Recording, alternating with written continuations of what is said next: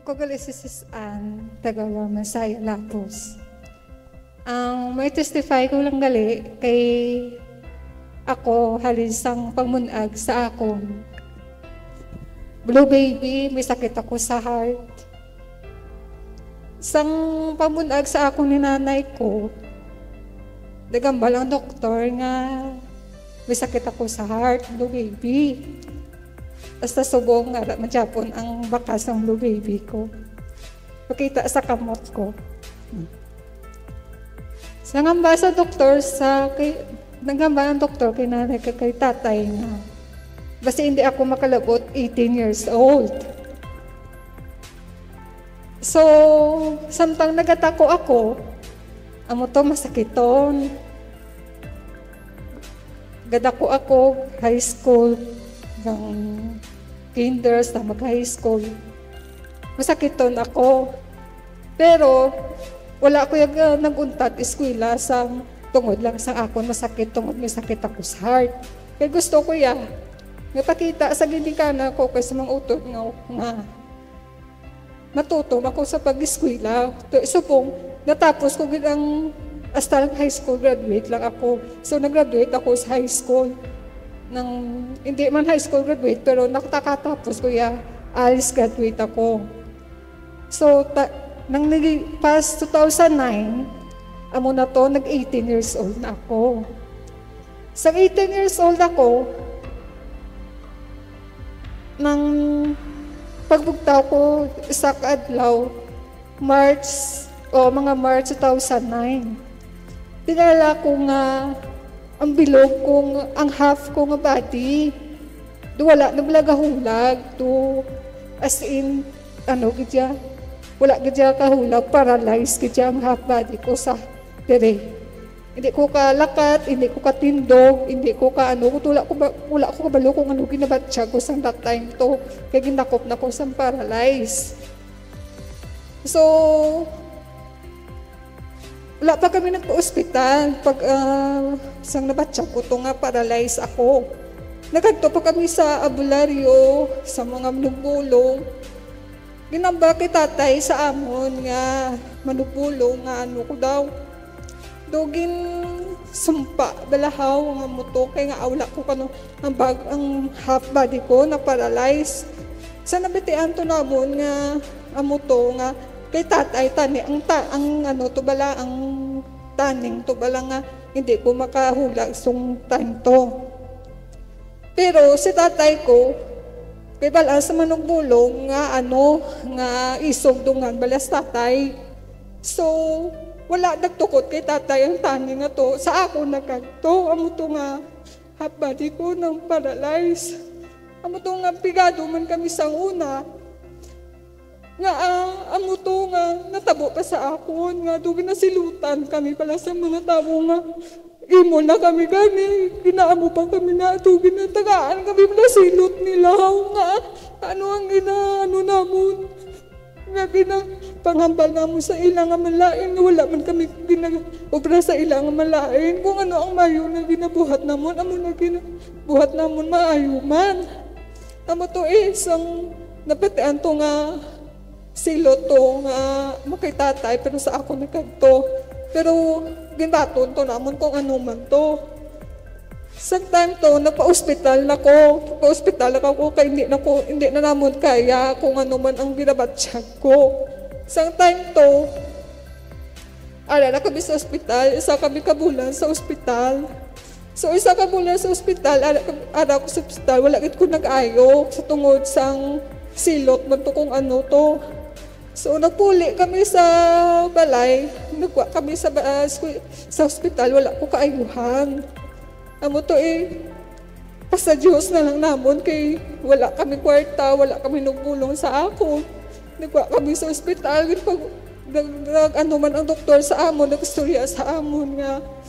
Nagstorya kay tatay nga tay, pagwaan na bata mo. Kay wala na kaayuhan na bata mo, so wala mahimo sa tatay, wala kami mahimo. Nagwa na lang kami. Ang ambali tatay sa doktor, wala kami mahimo. Kaya magwa na lang kami, pa sa Diyos na lang namon ang bata ko. Kamugin ang ilang, kamugin ang inambali tatay. Kay bala ni tatay, Nga pagtuuyab lang sa Diyos, ara, balahaw sang time to. Basta nga, mapatay si tatay. Ara, ginay pagtuo ni tatay sa Diyos. Balko, may nagwa kami. Sang ara, kung sang ara, pagwa namon, mga 1 ka bulan, wala ko nag-ayo. Ara na sa balay. So, pag nalupog ako, nanervyos ako, nalupog ako, ay ko kabalo ko nga nagtsindihan ko sa lawas ko. As in, na yan, nalupog. Magtindog na ko, hindi ko katindog, ginatuy-tuyan na lang ko ni tatay. Magkaon, pinungitan ni nanay. So, half a month, pagwa na mo sa ospital. Nistorya ako ni nanay. Kaya, unta-tunta na lang ang iban mga bulong. Kaya antes sa pagkaunta magagto ang kwarta na ginapakal pa naton bulong para sa akon. Di nagabago kay nanay, di ano man mahimo ko kay tungo sa bulungan na nga hindi man maayo sa akon lawas. Inambala ko nanay nga unta-to na lang iban mga bulong bala. Isakripisyo ko nga akon bulong nga iban. Ang importante lang ang bulong ang imnod ko kaysa wala kami makaon. Ang nabakaan na ng tani namon nga pagkaon para sa makaon kami. Ginaharap pa sa bulong nga kagto. Te, wala ko maimo. Ginambala ko sa nanay. Te, okay lang na yan. Bahala na kung ano matabo sa ako nung nabala. So, isang adlaw, masalamat po kami gani. Kami nakagto. Sa piyak balay nga diri man sa Diyos gugma, nagkagto sa balay. Sa piyak balay, si Talili Bertones man to, nagkagto sa amon kay namembro na sa Sang Diyos gugma. So, may nagkagto sa balay nga Diyos gugma, hindi ko kitong malipatan, si Brother Ramon, sa suset kag si Nong Boy, gagitara, balas ang una. Dari man sa Diyos gugma. So, nagkagto sila sa balay. Yung pangamuyuan ko nila, dito sa balay. Tanan kami, upod is nanay, sa tay ka nga ako, magulang ako, pamilya ko. Samtang pangamuyo sa akon. Biyara, gadya nga pasensya nga nag-abot sa akon kay samtang pangamuyo sila sa akon. Binabatsagan ko yung itong nawong bala nga dumatsyag kung may gagwa sa akon lawas. Wala palo kung ano ito. Sa gabatsyag ko to gali, nabatsagan man sa magulang ko dung may katandog sa akon bala nga espiritu nga hindi ko mabalaan kung ano to, ginambalya man na sa akon. Tapos sa ito pagpangamuyo sa akong sa balay, ginagad ko nila nga makagto anniversary 2009 to anniversary sa sports complex. Dito ako ambot ko ginkuha motor or something kay dito may ginbatsagan man ako. Dumduma ko to sang una sa sports complex nga inulan pa to, hindi pa ko to kasaran maglakat. Ginatoy-toyan pa ko ni tatay, upod ko matos tatay sa una. Ang natabo sa ako dito sa sports complex, sa babaw. Aragit ko sa babaw, samtang nag-worship na si Brother Edwin. Amo to, samtang gapamati ako sa worship. Dito may nabatsagan ako nga daw, gapupo lang ko. Pero dugay-dugay, batsagan ko may hangin nga nagampak sa akon. Wala ko kabalo kung ano tatapo sa akon. Pero nabatsagan ko ya. Ang pagampak sa hangin, pagkatugay-dugay. Batsak ko papila ko, magdugay amo-amo, ginao. Nadalaan ako na yun, mo. Pasalamat na ako gani. Pagkabuktaw ko na mo, natawagan tama sa akon, nagpangamuyan sa akon. Pero wala ko kabalo kung ano to natabo sa akon. Pagkabuktaw ko amo na to na mo, nagatoy-toy sa akon, nagpangamuyan sa akon, nagpanguyab sa akon dito sa sports complex sa babaw. Amo to pasalamat ako, wala ako ginbabayan. Amo sa dayon, pagtapos to, nagpuli kami, puli kami isang gabi ito. May natabo sa akon sa balay nga do, kinukurog ako, nga do, ang ginabuka na lang ni tatay akon bala, ito nga, wala man may natabo sa akon. Pasalamat ako kay sa natabo to sa sports complex, dayon-dayon ng akong pag-ayo. Mga 2 weeks ago, natingala di tatay kay di nanay, nagalakat ako isa lang. Pero ang lakat ko, may toy-toy nga napangapyot ako sa haligi, amuto, ngambal nila, abi nila, hindi na ko kalakat pala sang time to. Kaya nalupog na kumutong isang meningitis nga dala sa akon to.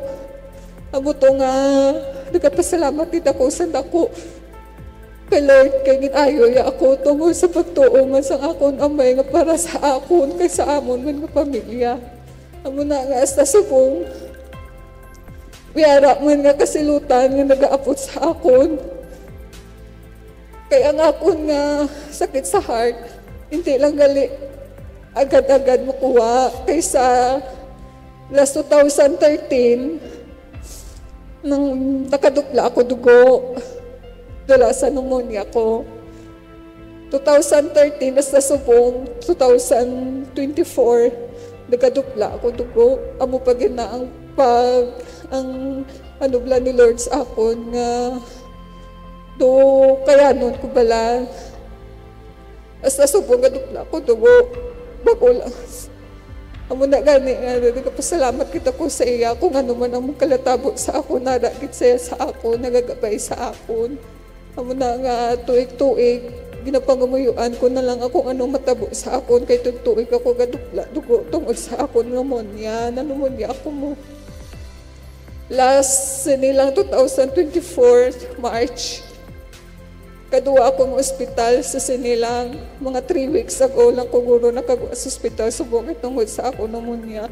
Sabi ko gani hindi na ako makapuli kay ikaduwa ako maka-ano duwa na ako maka-ospital subong lang ko nakagwa. Amo na nagapasalamat din ko sa iya kay kundi tungod sa iya wala ko di subong. Kaya nagapasalamat man ako sa tanan nga nagapangamuyo na sa ako dito sa Lapos. Ngayara gid sila nga wala nagapabaya sa amon nga magpangamuyo sa ako. Amo gila na salamat gid.